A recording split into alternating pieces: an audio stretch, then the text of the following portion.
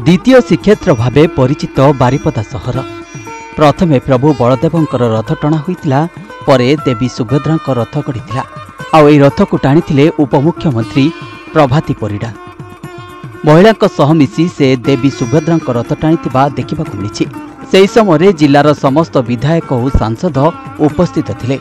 निर्धारित समय रथ टणा आरंभ होइतिला। घंट घंटा और मृदंगर ताले ताले श्रद्धालु माने प्रभु बलभद्रंकर रथ टाणी नहीं। ठीक समय रथ गुंडीचा मंदिर सम्मुखें पहुंचीला। तापरे आरंभ होइतिला देवी सुभद्रा रथ टणा। परंपरा अनुसार देवी सुभद्रा रथ को टाणी नहीं महिला श्रद्धालु।